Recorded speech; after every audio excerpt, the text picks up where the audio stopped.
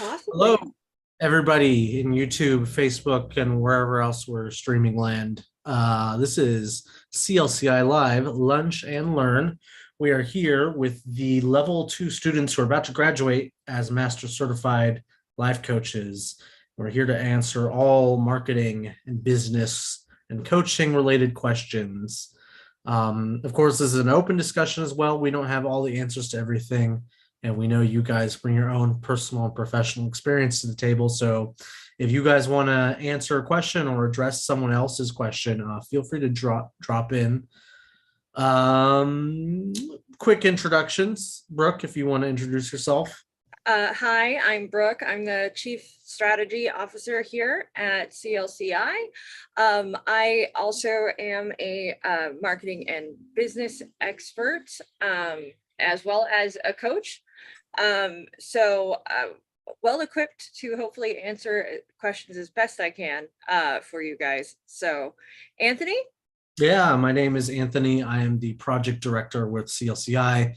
I do a lot of the business and stuff on the back end, and I have experience with Brooke as well in marketing. I mostly specialize in copywriting and copy editing, but I've done some website building as well and SEO stuff. So yeah, we have a good amount of experience between the two of us.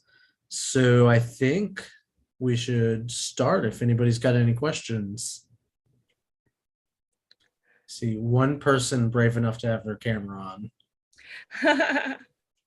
So we'll have Daniel first.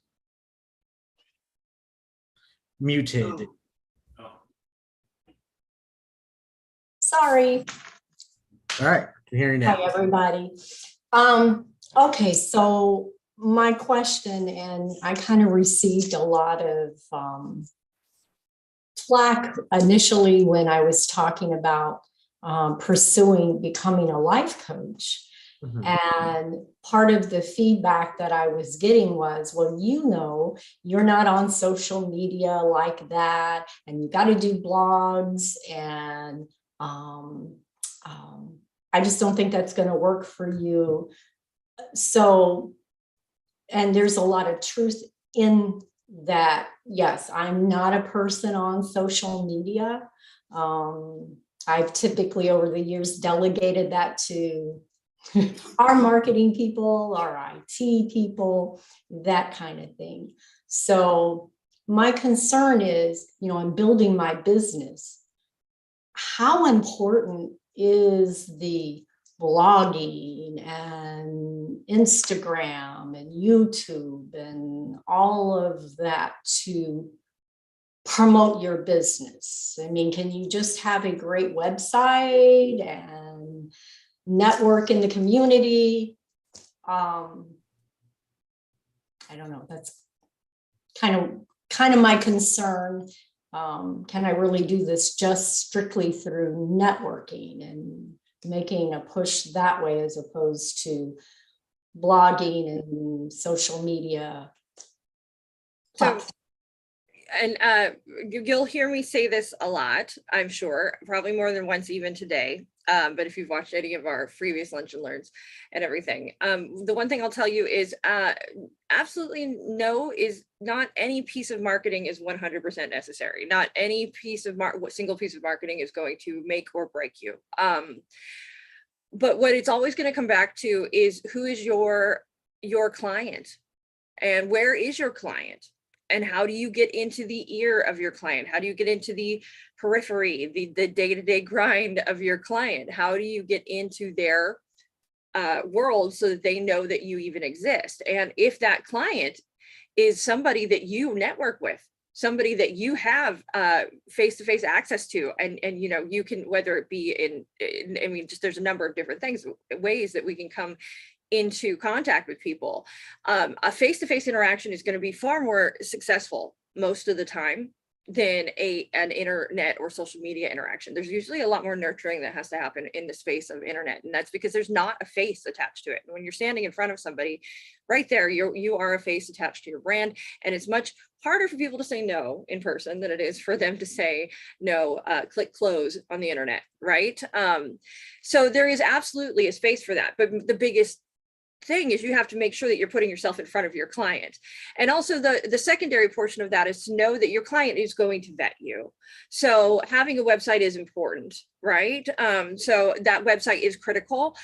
Where blogs become important and where being listed in other places become important is if you want to up yourself in an SEO world. If you want someone to search a specific kind of life coaching and you want to be on that first page in that Google search, that's why people are blogging. That's why people are doing those kind of things, because having those blogs, having links in those blogs, having your website built out, all of that's going to bring you up on that SEO searchable market base. But if you are somebody who's just handing somebody a business card in person and that business card has your website on it, you don't have to stress as much about SEO, because you're not expecting people to just search you out on the internet. Does that make sense? Yeah.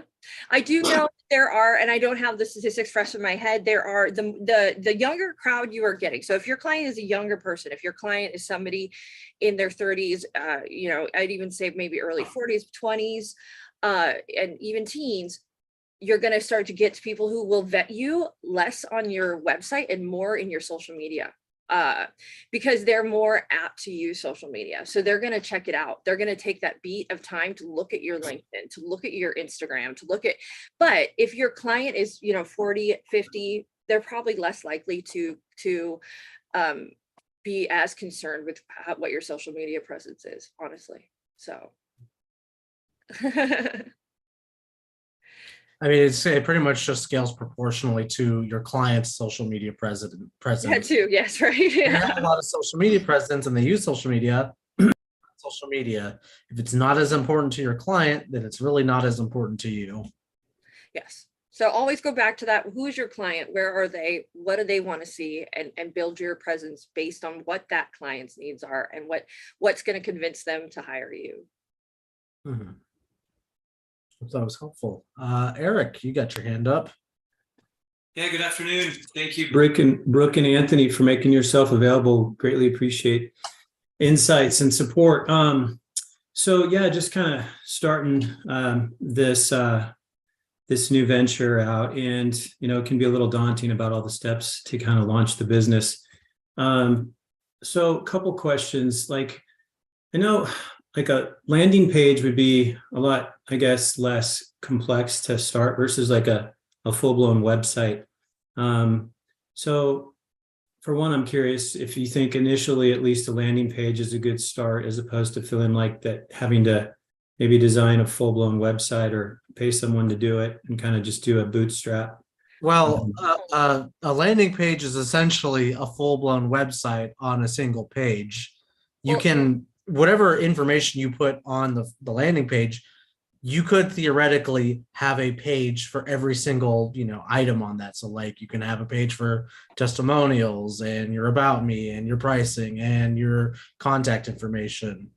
The beauty of just a landing page is that's all in one place. People don't have to have the friction point of clicking into a next, part to see it. It's just right there for them.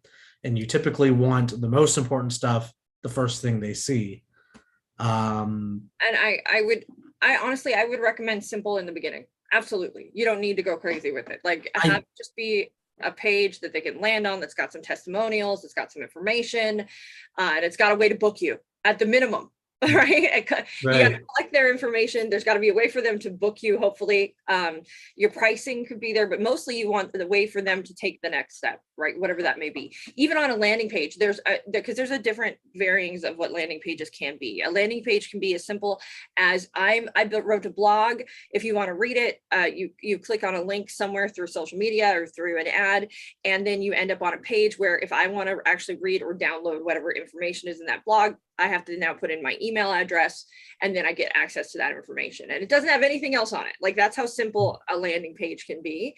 But that person who's writing that blog, who's or giving whatever that may be, a list or a checklist, a tool, they may not, there's probably a big website behind it, but they're just only sticking to that landing page because why? They're collecting information of potential leads later. And the moment somebody is giving you their information, we can market to them their email, we can market to them in other ways, and it's not lost, a lost connection. I think in the space of coaching, there needs to be a little more, if we're going to just do a single page landing page kind of website, you want to include some important things, and testimonials would definitely be one of them, a brief description of and something that speaks to what your client needs and why they're hiring you, and then a way for them to hire you. And also ideally a way for you to collect their information when they land on that page, and do so immediately.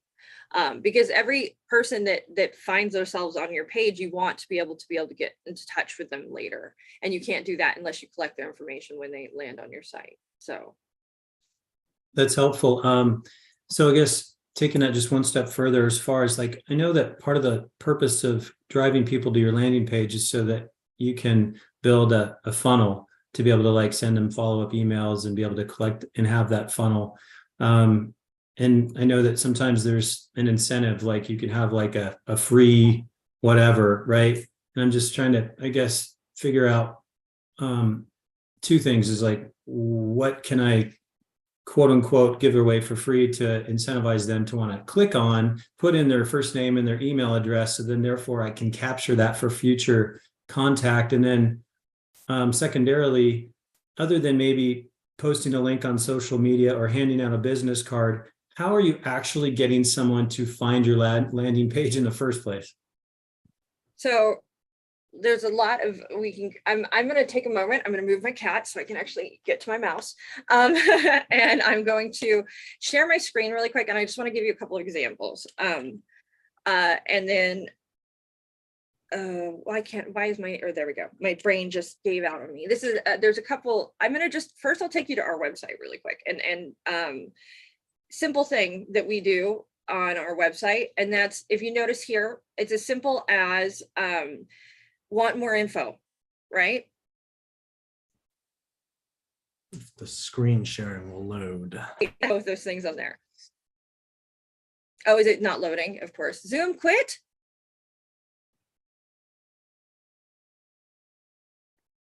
Am I still here? I'm still here. Okay, it said Zoom. Still there. I just don't. That scared me. No. Oh, now she's freezing. And she's gone. Oh. Don't send. Oh no. Brooke, you're freezing and you're breaking up.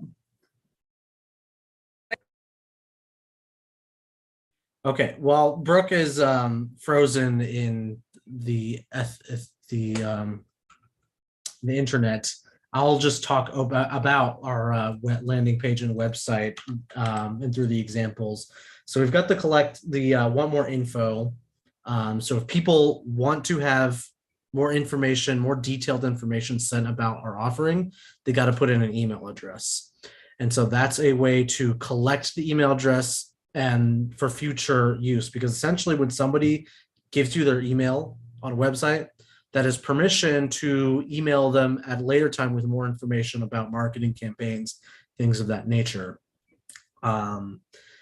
So we have other stuff right here. I know on some of the blogs as well, we offer free tools. One of them is on, I think it's number 1. It's our first blog that we have on our landing page about using this free pricing calculator for coaches who want to figure out how much they should charge for their business. We get a lot of traffic from that, and a lot of people give us their emails so that they can download that free pricing tool to use. And it's just it's like maybe a 5-page spreadsheet, something of that nature, that people can put in their information and spit out something, a number for them to use. Very handy tool for people who don't know really how to price their services.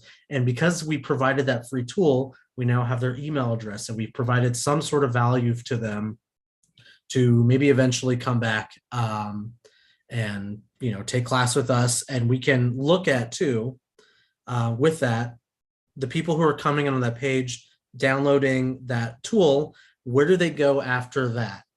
So we can literally see, are they going to a registration page after that? And a good amount of people do.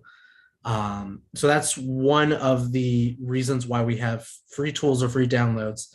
Now, here's another part of this that Brooke will always caution against. building an audience who are solely used to free, gimmies.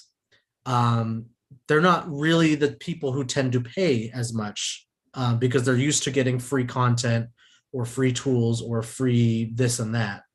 They're less likely to want to actually open their wallet and give you money for something. So, and Brooke's back. So I would caution against having solely free tools and free things to give away. A lot of people will offer something with a minimum amount of value. So maybe $10 for a PDF or tool or packet that you provide as a coach. And then that starts to open the funnel up to, okay, this is a person who will actually spend money. What else can I market to them to step up? Brooke, are you okay? I'm back. I'm good. I don't know what happened there. Zoom just kicked me out. What's funny is we're still streaming. I'm not the host, which is, so at least we have that going for us. Oh, it kicked the hostship back to Jerome. That's fine. We're still streaming, so it's all That's good. fine. I was just monologuing about free gimmies on the website. Free gimmies are, I heard what you were saying are not a bad thing. You can do that. But if you are paying for marketing, if you're doing paid advertising, you want to build audiences around people that are paying you. And so that's where that becomes very important, is that being able to track when people actually hand you money, and whether that be for 1 hour, whether that be for group coaching, whether that be for a packet or a tool you're charging for, all of these spaces, those are what we call true conversions. And so those are what you really want to track and build audiences around. And otherwise you're going to end up having a whole group of people that you're marketing to that's never going to pay you money, and you're paying for it. And so that's like, it's double kick on you there. That being said, I was talking to also Eric about, I'm scared to try to share my screen again. So we could maybe try. Let's see, I'm doing less now, it won't let me. So anyways, okay. So if you go to our website, it's as simple as want more info is what we ask. And that's, in that way, we're able to immediately collect their information. We get your name and we get your email, and now that's available to us. We actually automate an email that goes out from that. We automate a second email that goes out from that. And you're also now on an email list where we can get to you again. And we're not giving you anything in that moment, right? We are just simply saying, would you like more info? And we do. We send out an email that has more info in it, that has something. And if you're speaking to, let's say you're in a situation where you're speaking to your client up above, we know the needs of who is signing up for our class. Typically, they just want some more information on what are the class going to be like? Why should we choose you, etc. And that's what that more info contains. If you go to a site, one of the sites I suggest going to is richlitvin.com. And I can type that in here, or Anthony, if you could. Yeah. Rich Litvin, you'll find he sort of has a similar structure. You'll see what happens is when you scroll down, this is a good landing page example as well for what he does. He's a coach, he coaches other coaches. You'll see when you land on his landing page, you see a small picture of his face, which could be moved, and it drives me crazy. But you'll see the rules of advice for leaders who want to be extraordinary coaches. And then that's download your copy now. He collects your information when he asks you to download that. You also see read my latest thinking and have me challenge your thinking on a regular basis, which essentially means I'm going to start sending you emails in etc. And then he's collecting their name and their email right there. You'll also see this Forbes and everything. That's his version quickly of, hey, I'm vetting. What I do is real. What I do, these people have endorsed what I offer. And that's sort of like a testimonial almost right there. You also notice that what he's, and this is before I've even scrolled down, rules and advice for leaders who want to be extraordinary coaches. Right there, we know who his client is, right? They are specifically leaders who want to be extraordinary coaches. This is a frequently asked question for great leaders. Now he's narrowing it down, who want to be great coaches with a handful of high-performing, high-fee clients. So now he's saying, okay, we're getting more specific. I want great leaders who want a small amount of clients that want to coach a small amount of clients, but charge a lot of money. That's who I coach. And you'll start to see as you scroll down, he's going to sort of more and more refine who his ideal client is. And how does he do that? He speaks to them and he speaks in their language. And it's a great example. Then you're going to see we hit his testimonials. And then he offers that again, twice, offers that newsletter and offers again, please, sign up for my emails. So he's collecting information. There's 5 places on that landing page to collect information. And he's actually not outright offering, hey, let me coach you. No, he's offering these free tools. Once you start to dig deeper into his site, he does very clearly list what he charges, what he offers, and he does so in a way that I think is very creative. But it's a great sort of example. But you can actually start with this landing page, and then I'm almost curious on downloading that copy to see what the PDF does to like move people to the next step. But I don't want to be on that email list. Something you're going to notice too. You're always going to want to put your social media at the bottom of your website. Never put it at the top. Some people make that mistake. They're like, why? Because you don't want people to navigate out of your website the moment they get there. And that is why we do that. So, and I hope that answered all your questions, Eric. Some of it helps a bit, Eric. Yeah, I'm going to let other folks ask questions. And if there's time at the end, I might ask a couple more. Thank you very much. Absolutely. Kevin, you've had your head up for a bit. Yeah, sorry, I was checking out the site. Yeah, quick question. Would you guys recommend a discovery session or like a free 20-minute session? I'm kind of going back and forth about it. I have a few more questions. But that's what there's pros and cons. I would say the discovery session is generally a good idea because you kind of want to vet the client for yourself as well. I know the way it's marketed for the discoveries call is for the client's benefit. They want to get to know you and talk to you and make the decision. But you as a coach too, you don't want to take every single person through the door because you want to be able to figure out, is this person going to be beneficial for you in a long-term coaching relationship? Or is this person going to be a problem? Or are they looking for something that's not coaching? And good to figure that stuff out very early on rather than, a session or two in when you're like in a coaching contract and then there's like friction. Brooke, you got thoughts on that? So the discovery, there's a lot of ways to handle it. I would say with most of my clients that when I had a marketing business that was primary with clients that were, a great deal of them were coaches. Most of them, I would say, no, charge for your discovery, charge a small amount, charge something for that first initial session. They're going to get something out of it, have enough confidence that they are. But mind you, that is typically going to be 30 minutes or so, or an hour. If you're doing like let's hop on the phone, that's just to schedule it. That's when you can sort of have that conversation. It doesn't have to be as official. And I would let that be less expensive. Me personally, I would always charge for my time. But starting out early, as Anthony said, absolutely. It's a great way to sort of vet, to explain what coaching is, to go through all of that. I still think that time is valuable. There's a lot of ways you can ask them to fill something out prior to. You should have them fill out the contract. You should have them. So you're going to sort of have some discussions with them that will happen before you get to the point of handing you money. But once you're in any kind of a session, there should already be a contract signed. There should already be, you guys to protect yourself. And I think that if that contract is signed, there should probably be an exchange of money. And even if it's a lesser amount but I do feel like you should charge for that, even that discovery session. But you're going to probably still want to touch base a little bit a lot of times with your clients, unless you've got a really good presence and they know. And so that touching base can be as simple as a phone call. It can be simple. I just wouldn't call it a session.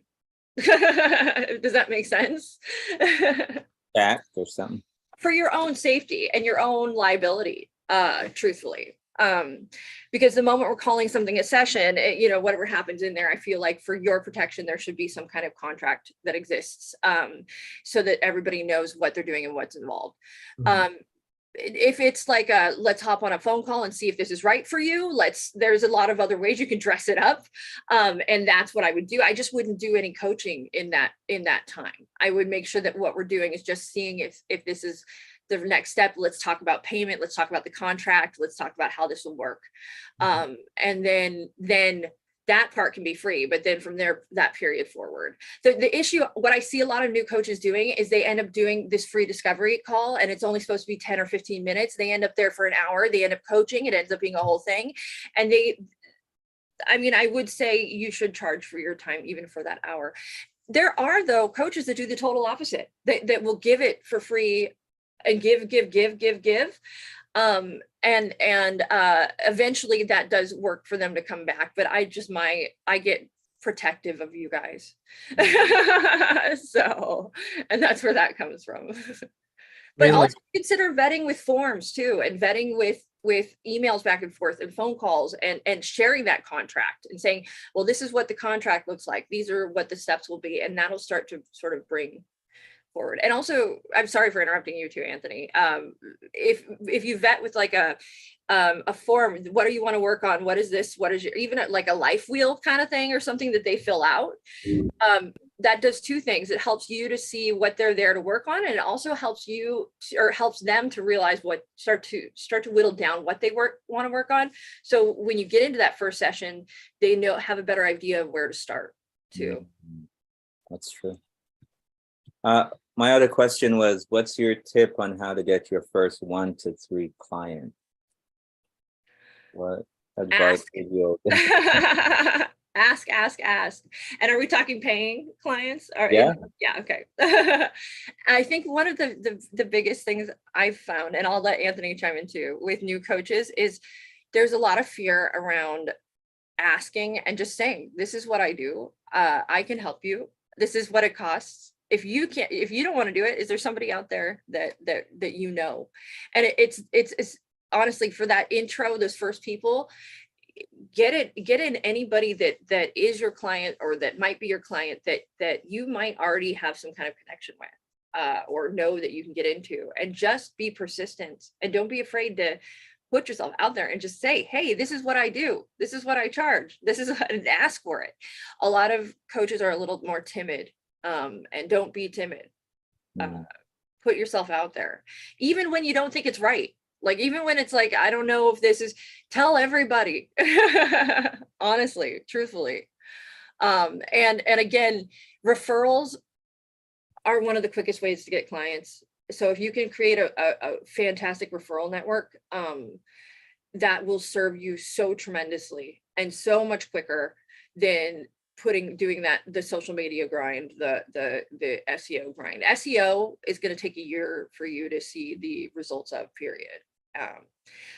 The other flip side too is, if you have a very specific niche, like I am a couples coach, and I coach this kind of couple that's struggling with this kind of thing, whether it be infidelity or what have you. You can build out ads, and that gets a quick return. But when you build out ads, you're paying. So make sure that you're building them out for people that are paying you. And so there's a little bit more groundwork that you have to do with regard to tracking your conversions and things like that. So make sure. Oh, and the other thing, Anthony, going back to that free session, I had a client who booked me just for one of the $99 sessions I do with people. And she came in and she was like, well, I'm running ads for free sessions, for a free, discovery session. And all I'm getting is, my clients, women who, like, very specific women who X, Y, and Z, all I'm getting is guys, and I'm creeped out, and none of them want to pay me. And so I was like, well, and now what's happening is you're tracking conversions of those same people. So we got to step back from there, make sure, let's start charging. And then let's start building an audience around your client, and not just now we have an audience around these guys that want to pick up the phone and call a woman and talk to her for, 20 minutes. And I mean, she was genuinely creeped out. And I was like, this is why, okay, we're going to start charging for these discovery sessions and building an audience around the women that come through the door that are willing to pay you, even if it's a small amount of money, $20 or something. That's going to weed out that riffraff. And we're not building audiences around men that just want to get on the phone with a woman. And if it is a man who wants to get on the phone and he pays $20, it's $20 in your pocket. At least, yes, at least At least you made some money off of that. Oh, that's funny. Thank you. Thank you. Of course. Gretchen, you've got your hand up. Yeah, so mine is related to the web page. So you mentioned testimonials, but if we're starting off and we don't have any, do you suggest that we hold off creating a landing page or website? Have you coached people in this room? Yes. Okay. Have you coached people in level 1? Yes. I guarantee you some of those alumni that you are here would be willing to write a testimonial for you, even if from 1 session or 2 sessions.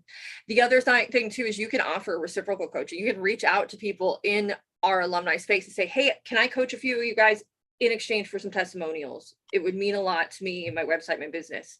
And people will take you up on that. The other side too is, and I've done this with other clients, I've gone, okay, it may not be in a coaching space, but do you have people that can write testimonials to your ability to show up, your ability to, and do a number of things? Have them do that. Just get something on there that says, okay, people trust you. Especially when you're coaching in an industry where like you have professional experience, like a while ago we knew somebody who was doing coaching for people who were opening dental businesses, and this person was a dentist for like 35 years. This person could have used testimonials from their professional experience to support their coaching business because they have such a rich background in what they were coaching in. Doesn't necessarily have to be coaching related. It just is something to build trust so that a person who doesn't know you at least knows you're capable of delivering something to them. And you're not there to just steal their money, and run. So for example, one niche I'm thinking of is working with youth before as they transition in outside of high school and they don't have any direction.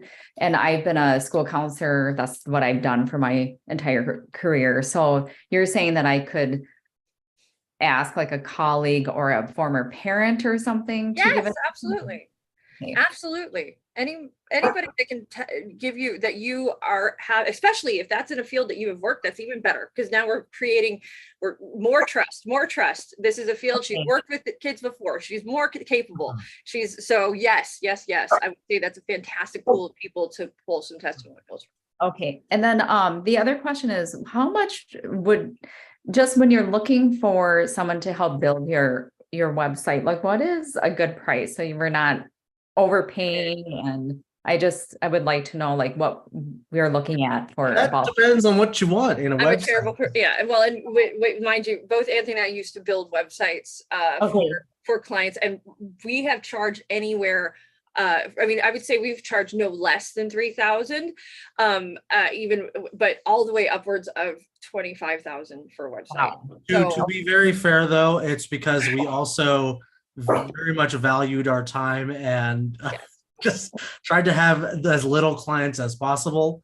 You can, I'm not suggesting you do, but you can go on like Fiverr or some other site like that to get somebody to really quickly jerry-rig a website for very little money. I'm not suggesting it's a good idea, but you will find people at the very, very low end and the very, very upper end for websites. There's a lot of ways to easily template a website to get it out there. So just know when you're hiring whoever it is that is building your website, a couple things I would make sure, because if they're building it in a platform that isn't easy for you to go in and edit the background of, that means you are tied to that designer for the rest of the time. Like if you want to make an edit in that site, unless, I mean, yes, you can, it may not be that designer, but if it's in a site that has a more complicated back end, it's going to be much more difficult for you to figure out how to make subtle changes. So it's almost better to find a web designer, unless you trust somebody implicitly and you know it's going to be a great relationship and they're going to have the time and the follow through, to get somebody to design it for you on a site like Wix, on a site like Squarespace, where it's, if you want to make a small change, it's not too hard for you to get into the back end and make those subtle changes. Otherwise, yeah, and designers will sometimes hold people hostage. I know people that have just had to build entirely new websites because they can't get into the back end and they can't make those subtle changes. And it's very, I mean, for me, it's heartbreaking. Like I wouldn't want that for anybody. But the reality is there is always that sort of weird back end space. So the more you know in that, the better. And the great thing too, though, is if you're building in a site like Wix, you should be able to find designers that aren't going to charge you a ton of money. And when Anthony and I were charging our highest end, we were also building out a brand. We were also building out logos. We were running social. We were doing far more than just building the site. We were creating a whole lot of things, and meeting regularly. And just, it was a big, very in-depth process with our higher end clients. So As well, anybody you do hire, they should have a portfolio. You should be able to literally go to the websites they've designed and then see for yourself, is this something you want to go for? I don't know if you might know, Brooke, if like there's a practice in like freelancers to be like, okay, here are the numbers of what's going on, like the web traffic to the sites I've designed. Oh, well, the thing is, as if I was a freelancing web designer, I wouldn't do that, because I wouldn't be, unless I'm doing their continued social media marketing or their just marketing. If I'm not involved, then their traffic is not my issue, right? Like I could just build a site, walk away. But yeah, at the very least, you should be able to go to their site and see if it is functional. If you go to a site and there's like 404 pages everywhere and just, you know, stuff's misaligned, there's not a lot of attention to detail, you'll probably know this person might not be right for you. And also talk to them through the whole thing. Yeah. Look at, and when you make sure you have a contract, and make sure in that contract it discusses, you know, okay, edits, how are edits going to be handled, right? Once we're done with this website, how is that designer's time paid for?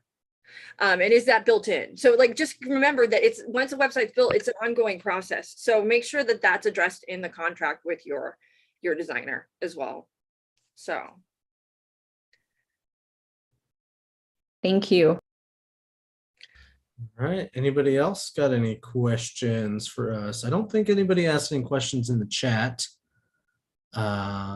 There was a question, somebody asked about insurance. Did you answer that? Oh, no. Do I need an insurance before I lend my first paying client, before I have a first client? I will say a lot of most coaches I know, I probably don't have insurance, but what they do have, hands down, bottom line, is a contract, and a contract that everybody signed where you are protected. That is critical to the nth degree.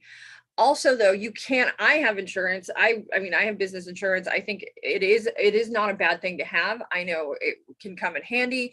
I use mine, I get mine through Hiscox, HISCOX. And it is reasonable. It's not a ton of money. I think it's less than $100 a month. And so it's not horrible. And that does make me feel a little better, especially because a lot of what I do can fall between coaching and consulting when I'm doing my consulting. So it's important for me to have liability insurance. If in a strictly pure coaching space, that contract is, no matter what, I don't care if you are offering your services to anybody, you need a contract. That contract needs to have everything in it, including, you know, your liability clauses, confidentiality clauses, all of these things, severment clauses, all of that needs to be in there. We do provide you guys with one. ICF has one that they list on the website, or that you can just find by typing in coach client agreement. And we always say, make sure you run it by somebody in your state legally, make sure it works. It all goes, read through it, make sure it all makes sense. Hmm. Your cancellation policy is in there, your refund policy, everything is in there. And then that will protect you so well. A lawyer who is versed in this area will ask you very specific questions and probably things you did not consider.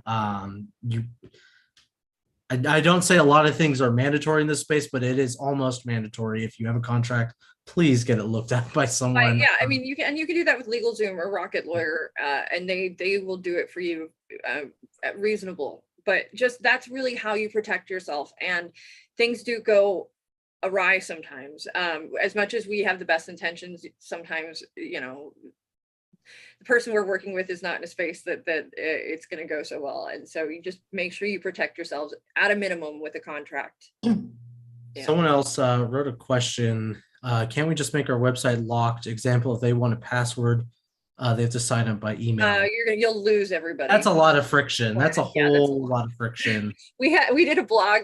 We did I guess a live, and we wrote a blog called Fuel versus Friction. It's a really cool concept, and it's something that I think, especially in the United States, we don't consider as much. Is we are a sort of a culture that tends to want to add fuel to things. So if we're like, people are not buying, we tend to go, okay, how can I add more value? What can I give more of? But sometimes it's about looking at where the friction points are. So what we mean by friction points is if somebody clicks on your website and they have to input a password, that's too much work. I'm just going to exit out and find somebody else. Like, I'm just boom, gone. Like that's a friction point. If they're on your website and there's not an easy, clear path, like a button for the next step, that's a friction point. You want to make sure everything is this very smooth process for them to go through. If they can't easily find a way to book you or get in touch with you, you're creating friction points. So sometimes it's about reducing the friction point, and that will grow your business better in some cases than adding more fuel to the fire, essentially. You want to reduce those friction points as much as possible, make it the smoothest process for your client to get in touch with you, and also the most consistent as well. Kevin, you had some questions as well. We got a few more minutes as well, just letting you guys know, maybe about 6-7 minutes. So we'll try to get through these questions quickly. Yeah. So just kind of putting myself out there with my niche. I'm kind of struggling with that in my elevator pitch. So I just wanted your thoughts about what I could work on. So my niche is transformational and self-love coach. And basically what I came up with is... Wait. Well, okay, read your elevator pitch first. Yeah. I help millennials who are overwhelmed and unfulfilled reconnect with their authentic self and create their ideal life. Can you say that pitch one more time? I just want to think about it. Sure. I help millennials who are overwhelmed and unfulfilled reconnect with their authentic self and create their ideal life. Okay. So there's a few parts I would dial in even more. Millennial, that's a pretty big technical. So on the lower end, I'm a millennial who's on the cusp of maybe being a Zoomer. On the upper end, I'm like an intro millennial. I was born in 82. I'm the very beginning millennial. So mine and Brooke's problems and what we consider to be our authentic selves are so completely different. And so we're talking between ages, gender, where we're at in life. That's a lot. Yeah. So maybe shrinking that down. To speak more towards me, because millennial, what does that really have to do with me though? How are my problems, I guess, different from another millennial's? Well, I mean, you start to narrow down who are overwhelmed. We get a little then, but overwhelmed is still a very big word, and I don't know specifically what they're struggling with. So, who is your ideal client? Are you asking right now? Yeah. One person. It can only be one human being. A young man who is maybe in his late 20s. Wait, he can't, okay, he could be in his late 20s, but let's give him an age. Was in his mid-30s, Wait, so wait, What's the age though? what's his age? How old is he? 35. 35, okay. So you, a 35-year-old man Yeah. who, Was just stressed. Stressed with what? I'm really putting myself on the spot. Stress with work, family. Okay. what, Or- how, How is he stressed with work and family? What's the issue? I think they're just, unfulfilled and trying to find their, just trying to find purpose, direction. How does that look like in his life? What does unfulfillment and being directionless look like for him? A lot of stuff I need to think about.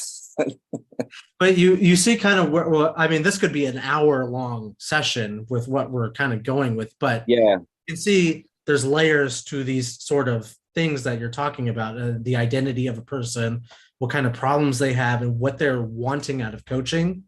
The more layers you uncover and the more you investigate and the more specific you get, you're going to start identifying your niche. yeah, if we took an example, and I'm trying to decide if it's best I do it in the same space or just like a different space altogether, so that way I'm not, so I'm just gonna throw this out there. If we are talking about a 35-year-old man, I'm gonna name him John, and he is stressed about work and family. That's where we started. But then I would say, okay, well, how is that showing up in his everyday life? What is happening in his family? What is happening at work that is making him go, I need to seek help? And maybe that could be, well, he is about to be let go of his job. Or maybe it's that he got passed up on a promotion. Maybe it's that Maybe he spends too much time at work and that's causing conflict. and yeah, maybe it's that he's at work too much and he's not showing up for his family, and his wife and him are fighting all the time. His kids, he's not getting along with his kids. It's becoming a thing, and he's worried he's going to get a divorce.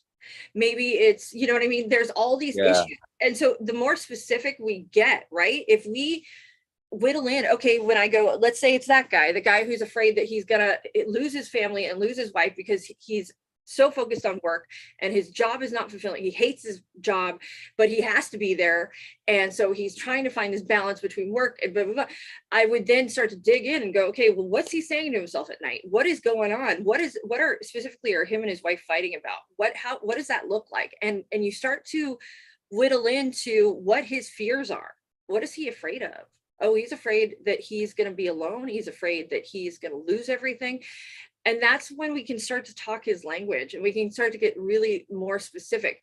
When you say to somebody, I can help you find, feel like I can help you not be afraid. I can help you figure out how to be a good dad, how to be a good husband, and how to get your job, how to be good at work and not feel like you're losing yourself in the process. That gets much more specific than overwhelmed. Yeah. And then, you know what I mean? Simply stressed. We can start to get to really speak to the needs of your specific client. And that's why it becomes so important to whittle it down to one, because if we whittle it down to one, we can start to really speak to that person. And that's when your elevator pitch will be fire, right? Yeah. Hey, Brooke, we are at our hour Oh, mark. we're at our hour. Okay, yes. So, all right. I need Jerome back. Is Jerome back? I don't know. I can't stop.